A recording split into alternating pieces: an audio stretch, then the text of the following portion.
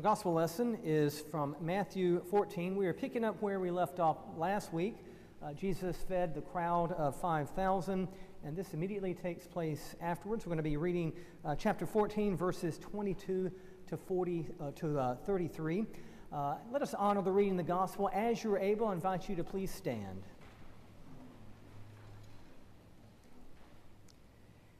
Immediately, Jesus made the disciples get into the boat and go on ahead of the other side, to the other side, while he dismissed the crowds. And after he had dismissed the crowds, he went up the mountain by himself to pray. When evening came, he was there alone. But by this time, the boat, battered by the waves, was far from the land, for the wind was against them. And early in the morning, he came walking toward them on the sea. But when the disciples saw him walking on the sea, they were terrified, saying, "It is a ghost." And they cried out in fear. But immediately Jesus spoke to them and said, "Take heart, it is I. Do not be afraid." Peter answered him, "Lord, if it is you, command me to come to you on the water." He said, "Come." So Peter got out of the boat, started walking on the water, and came toward Jesus. But when he noticed the strong wind, he became frightened, and beginning to sink, he cried out, "Lord, save me." And immediately Jesus reached out his hand and caught him, saying to him, "You of little faith, why did you doubt?" When they got into the boat, the wind ceased, and those in the boat worshipped him, saying, "Truly you are the Son of God." This is the word of the Lord. Thanks be to God. You may be seated.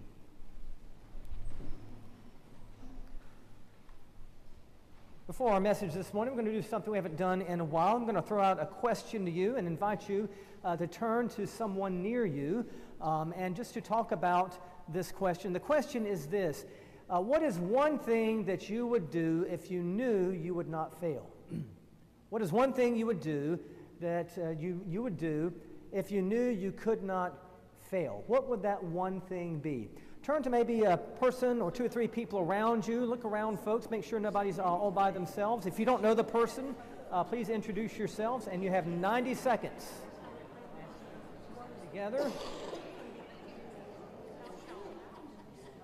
And as we come back together, just want to invite you, if you would like, to share your response to what is one thing you would do if you knew you absolutely would not fail. For me, I want to write that book that I've had in me for years. I've been a pastor for 30 years, so I got a lot to tell. So, good stuff. Yeah, but one of the things if I could do that and wouldn't fail would be to write a book. What would be some of yours? Win the lottery so you could give the money away, okay? What else? I would like to be able to swim. Be able to swim, okay? It scares me. What's it? Crochet? Crochet, okay, crochet. What else? I either want to learn to make an angel food cake like my grandmother or go on Dancing with the Stars. So Susan's was make an angel food cake like her grandmother or go on Dancing with the Stars. So. All right, any others? Witness better. That was brought up in the mentioned in the previous service. Not being afraid to tell others about Jesus. Yeah, Jerry. I'd like to learn to Skydive. Do you know how to jump? That's the first step. I want to open a mental health center for people who need help. I could work with Jerry.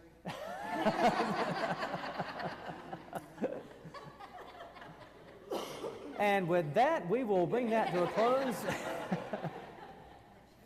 Just bring that up in light of Peter's daring attempt to walk on the water. And we say that, he failed. So I want to take a little different angle on this familiar story this morning. He was born Samuel Clemens, but he became better known to us as the writer and author Mark Twain. And one time, Duane was paid by 2 American newspapers to travel abroad, to go on a steamship and to travel in the Middle East. And one night, on a moonlit night, Duane went out and he wanted to take a boat ride on the Sea of Galilee. And he found a boatman and he asked the boatman what would he charge to take him out onto the Sea of Galilee.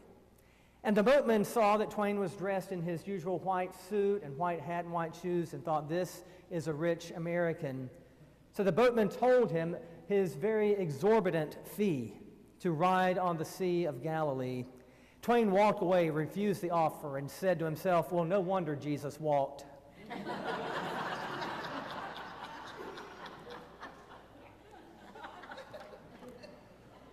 I want us to note that this whole thing, this nighttime sailing excursion, was Jesus' idea.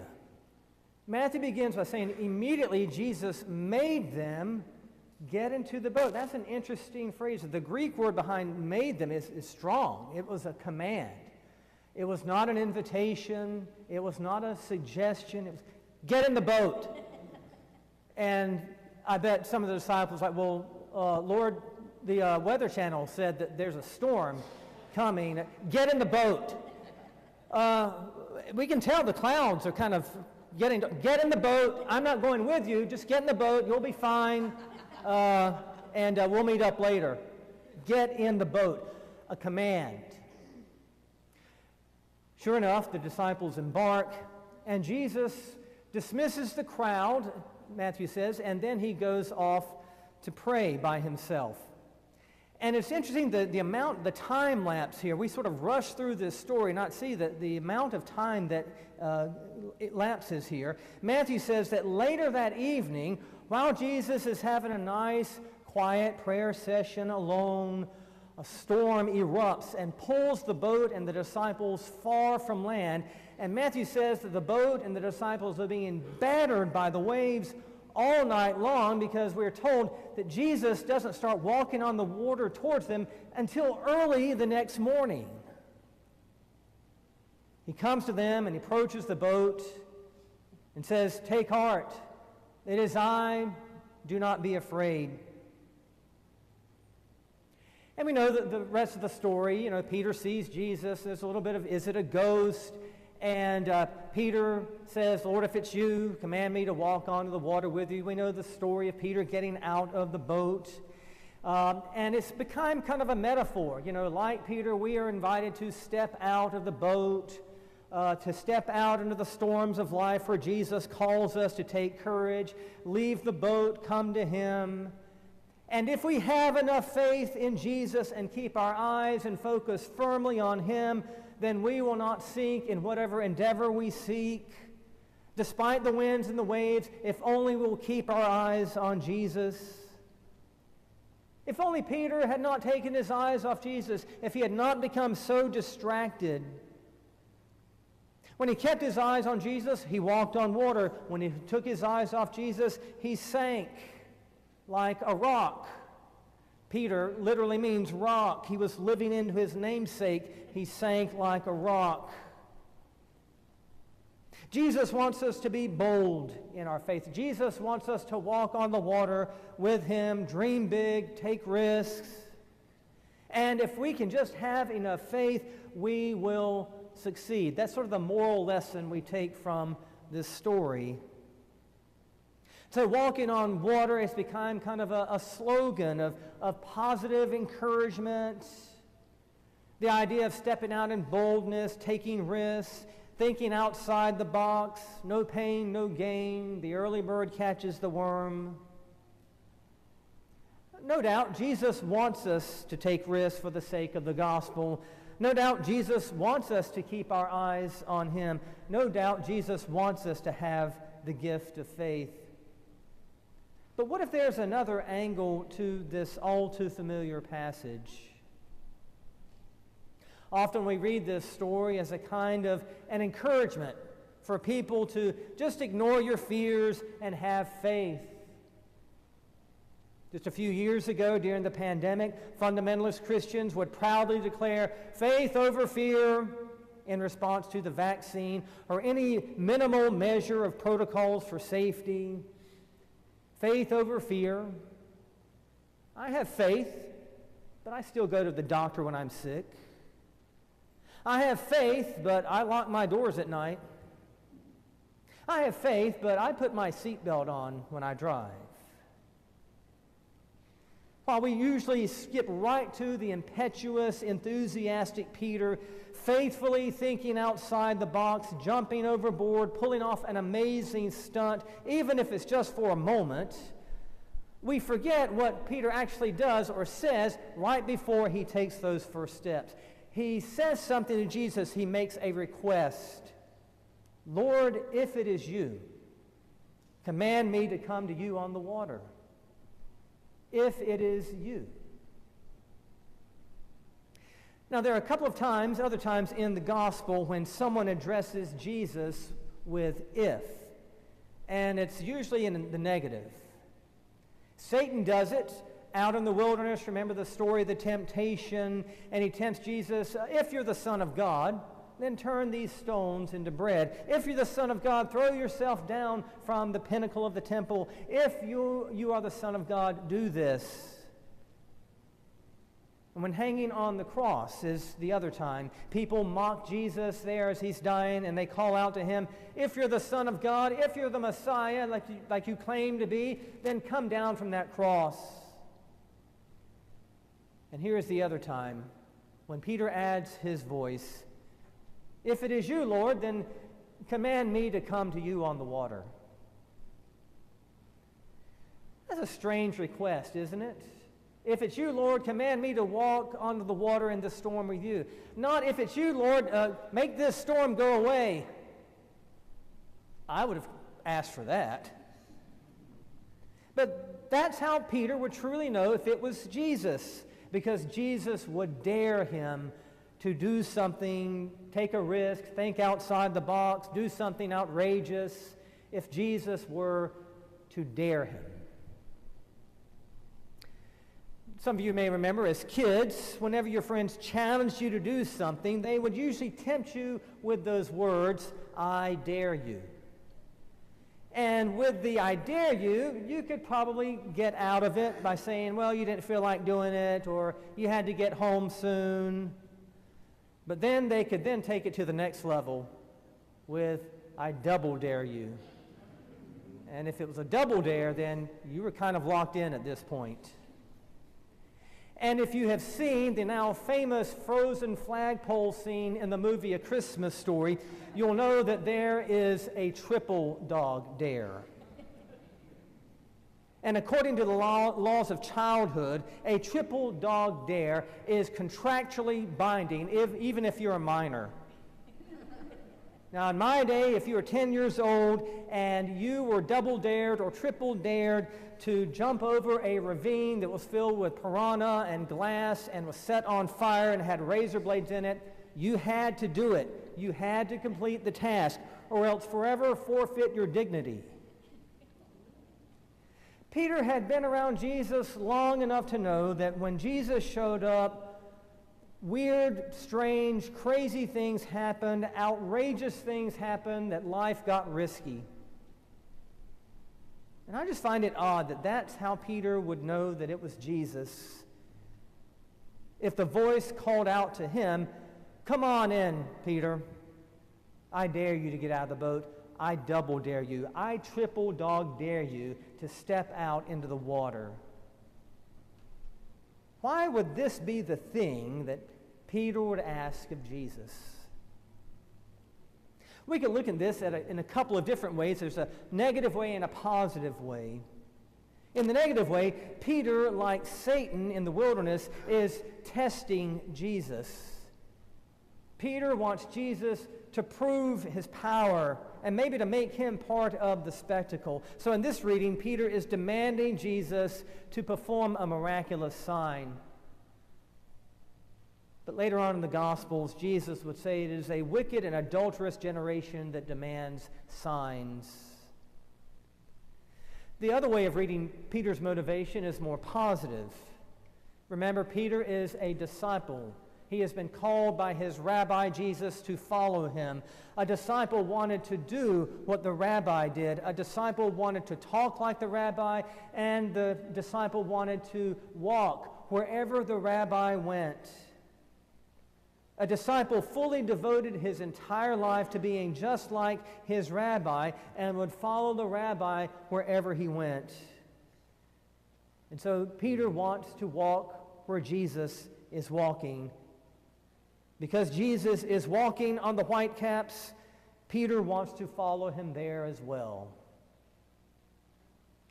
But notice that Peter doesn't jump out of the boat and start walking. He's smart enough to know that if he's going to do something as impossible as this, it will be because Jesus has commanded him, has invited him, has called him. And sure enough, Jesus bids Peter to get out of the boat. Come on in, Pete, the water's just fine. Now, this is not the first time Jesus has asked the disciples to do something challenging, hard, or seemingly impossible.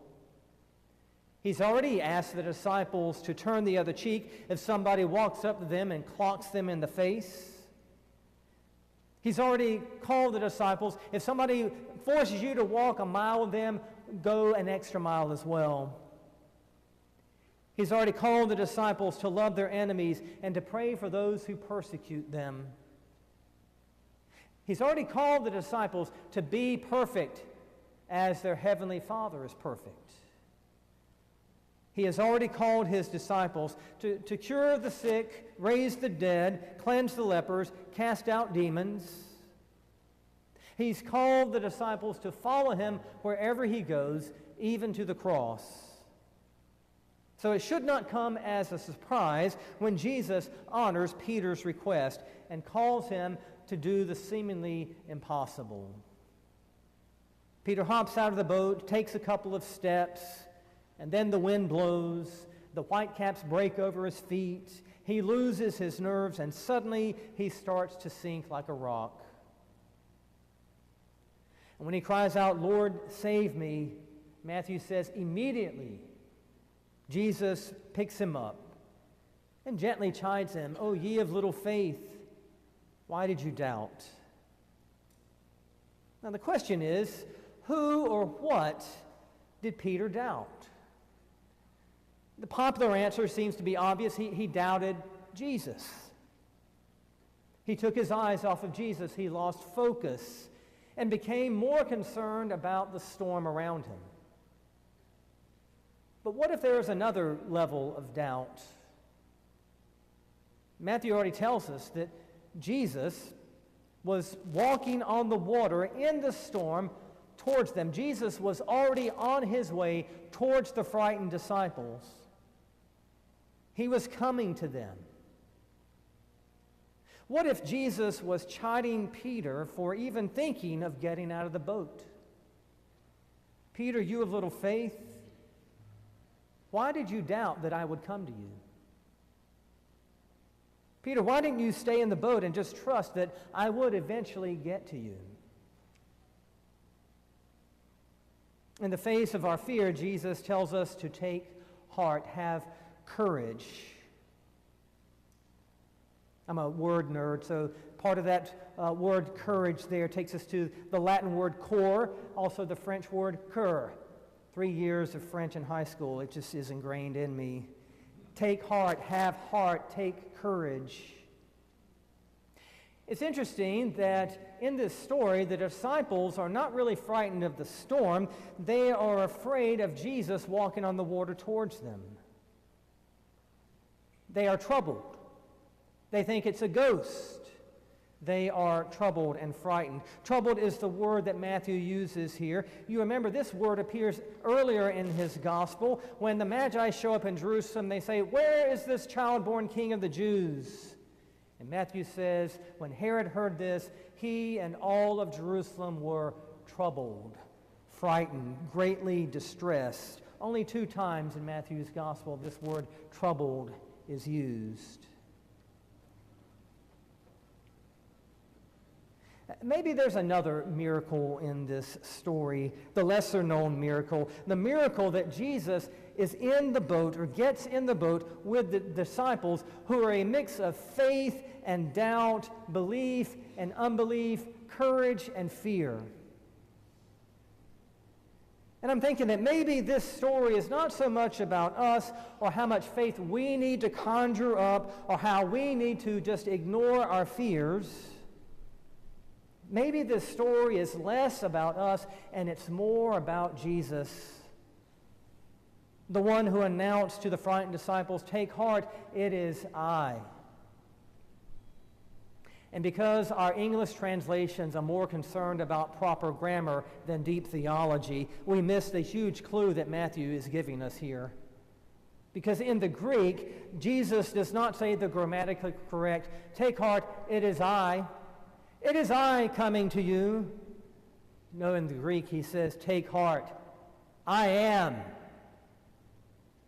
Jesus speaks the name that was revealed to Moses in the burning bush.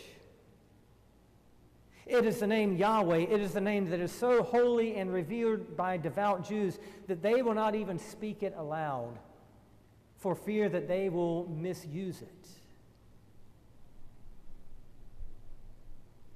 At the end of the story, after the storm fades and the sea calms down, we see Jesus standing in the boat with the disciples who are stunned, shocked, and Matthew says they worshiped him. And in that time and culture, it means that they were prostrate on the ground of the boat. They were kneeling face down.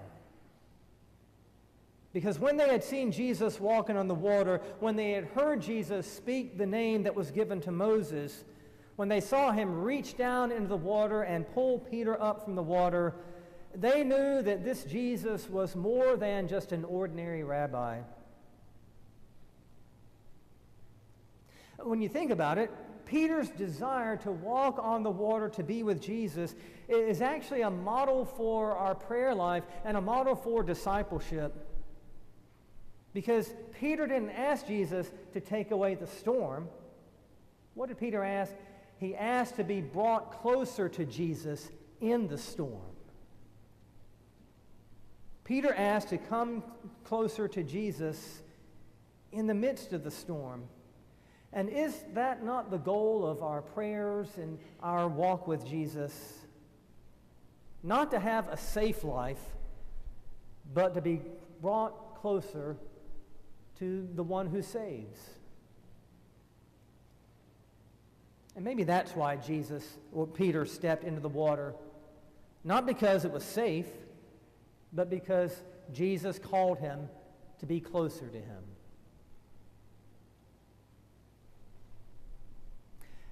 If the disciples had not gone through the terror of the storm, they would not know the peace of Jesus. If Peter had not sunk into the water, he would not know the saving reach of Jesus. I want to remind us again that this whole thing, the boat, the sailing, the storm, the fear, the walking, the sinking, the believing, the doubting, all of this was somehow Jesus' idea of a good time. And remember, we too got in the boat, all of us, with our faith and with our doubts, with our certainties and with our fears, because we just wanted to follow Jesus. In some way, we wanted to be brought closer to him. And oftentimes, Jesus brings us closer to him, not after the storm, but during the storm. Thanks be to God. Amen.